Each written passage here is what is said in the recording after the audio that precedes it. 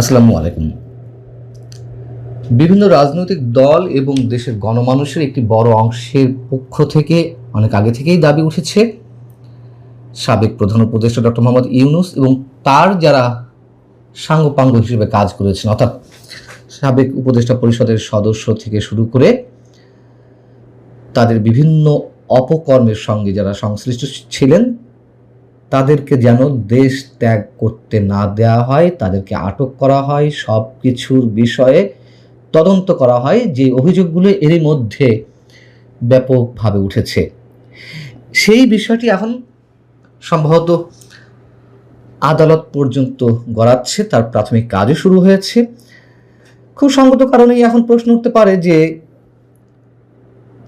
আদালত পর্যন্ত গড়িয়েও লাভ আসলে কি হবে? বিএনপি সরকার কি তাদের কাউকে স্পর্শ করবে, তাদের কাউকে আটক করবে, দেশ ত্যাগে নিষেধাজ্ঞা জারি করবে? আমাদের বিচারালয় কেমনভাবে চলে, কিভাবে চলে, এটি নিয়ে নতুন করে কোনো প্রশ্ন তুলতে চাই না, আমরা সবাই জানি। ডক্টর মোহাম্মদ ইউনূস সহ সকল উপদেষ্টার বিরুদ্ধে তদন্ত এবং দেশ ত্যাগে নিষেধাজ্ঞা চেয়ে লিগ্যাল নোটিশ পাঠানো হয়েছে। এই নোটিশটি পাঠিয়েছেন সুপ্রিম কোর্টের আইনজীবী ব্যারিস্টার এম আশরাফুল ইসলাম। যাদের বিরুদ্ধে দেশ ত্যাগে নিষেধাজ্ঞা জারির আবেদন করা হয়েছে এবং তাদের বিরুদ্ধে বিভিন্ন অপকর্মের তদন্তের আবেদন জানানো হয়েছে, তাদের মধ্যে রয়েছেন খোদ doctor Yunus, doctor Asif Nazrul, Syeda Rezwana Hasan, Adilur Rahman Khan, Jahanara Nurjahan Begum, brigadier অবসরপ্রাপ্ত এম সাখাওয়াত হোসেন, জাহাঙ্গীর আলম চৌধুরী, সাবেক স্বরাষ্ট্র উপদেষ্টা এবং সাবেক এক পণ্ডিত ব্যক্তি, সংস্কৃতি বিষয়ক উপদেষ্টা মোস্তফা সারোয়ার ফারুকী সহ সব উপদেষ্টা এবং সাবেক প্রধান উপদেষ্টার প্রেস সচিব সবজান্তা মিস্টার শফিকুল আলম এবং সংশ্লিষ্ট সকল সাবেক ব্যক্তিগত সহকারীদের বিরুদ্ধে তদন্ত সম্পূর্ণ না হওয়া পর্যন্ত দেশ ত্যাগে নিষেধাজ্ঞা আরোপের জন্যই এই আইনি নোটিশ পাঠানো হয়েছে।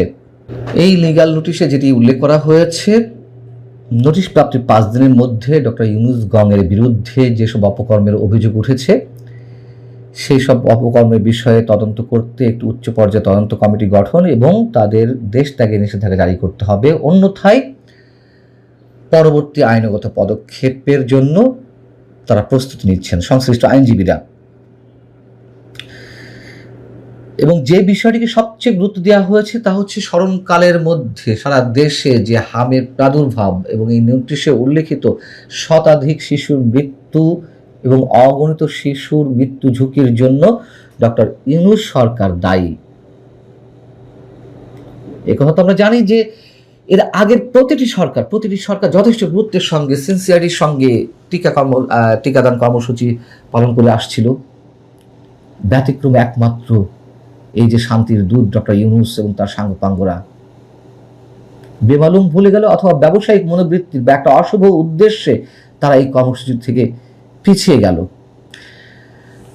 যে প্রশ্নটি তুলছিলাম, তাহলে এই যে একটা হত্যাকারী সরকার, সেই সরকারের দায়িত্বশীল ব্যক্তিদের বিরুদ্ধে বর্তমান বিএনপি সরকার কোনো ব্যবস্থা নেবে কিনা? দু একটি উদাহরণ তুলে ধরি।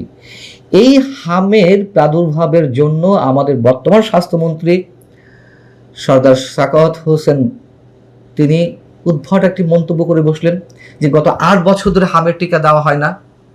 একেবারে উদ্ভট, বাস্তবতার সঙ্গে যার কোনো মিল নেই। প্রশ্ন হচ্ছে, কেন ডক্টর ইউনূস সরকারের দায় অন্যের উপর চাপানোর চেষ্টা করা হলো?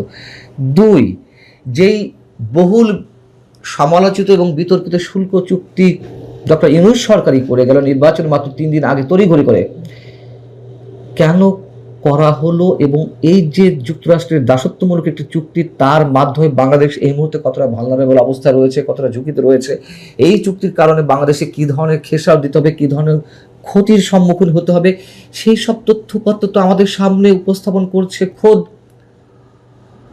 বিভিন্ন অর্থনীতি সংশ্লিষ্ট প্রতিষ্ঠানগুলো। সেই চুক্তি নাকি আবার বাস্তবায়নের দিকে নিয়ে যাবে বিএনপি সরকার, এবং ডক্টর ইউনূসের যে নিরাপত্তা উপদেষ্টা ডক্টর খলিলের নেতৃত্বে এই চুক্তি হয়েছিল, সেই খলিল সাহেবই তো এই সরকারের পররাষ্ট্রমন্ত্রী। তিনি এখন বলছেন যে এর মধ্যে কোনো গোপনীয়তা নেই এই চুক্তির মধ্যে। কি আশ্চর্য বিষয়! গত প্রায় 1.5 বছর ধরে এই গোপনীয়তা নিয়ে কথাবার্তা উঠছে। ইউনূস সরকারের দায়িত্বশীল ব্যক্তিদের মুখ থেকে অসংখ্যবার বেরিয়েছে যে এর মধ্যে নন ডিসক্লোজার ক্লজ রয়েছে, গোপনীয়তার কারণে তারা সবকিছু ডিসক্লোজ করতে পারছে না। এখন এসে সেই ডক্টর খলিল বলছেন যে গোপনীয়তা বলে কিছু নেই। অর্থাৎ ডক্টর ইউনূসের এই বিতর্কিত চুক্তির দায় বিএনপিও নিতে চাইছে। কেন নিতে চাইছে? সেই জায়গা থেকে অনেকের মধ্যে এমন ধারণা জন্মেছে যে ডক্টর ইউনূস এবং তার সাঙ্গপাঙ্গদের বিরুদ্ধে কোনো ধরনের কোনো ব্যবস্থা সরকার নেবে না, জ্ঞাত অথবা অজ্ঞাত কারণে, অথবা আদৌ নেওয়া হবে কিনা আমরা নিশ্চিত নই। তাহলে কি হতে পারে এই যে লিগ্যাল নোটিশ অথবা পরবর্তী আইনি পদক্ষেপ নেওয়া, আদালতের দ্বারস্থ হওয়া তাদের বিরুদ্ধে ব্যবস্থা নেওয়ার জন্য? ধরে নিলাম যে আদালতের মাধ্যমে কিছুই হবে না, ধরে নিলাম আমাদের এক ধরনের অতীত অভিজ্ঞতা থেকে, তাহলে লাভটা কি এসব লিগ্যাল নোটিশ টোটিশ দিয়ে? লাভ কিছু হোক আর না হোক, এই যে কথিত শান্তির দূত, কথিত শান্তিতে নোবেল বিজয়ী ডক্টর ইউনূসের মতন এই ব্যক্তিগুলোর মুখোশ উন্মোচন করা সবার দায়িত্ব। অন্তত এই বিষয়গুলো তো আন্তর্জাতিক মিডিয়ায় আসবে, যেভাবেই আসুক না কেন, দুদিন আগে হোক পরে হোক, যথেষ্ট গুরুত্ব দেওয়া হোক অথবা সাধারণভাবে হোক, আসবে তো। এটি আমাদের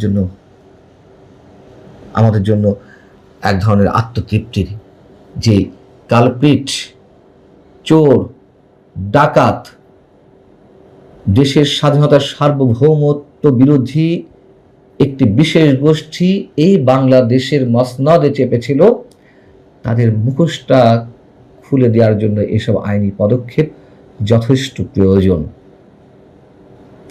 ভালো থাকুন সবাই। আল্লাহ হাফিজ।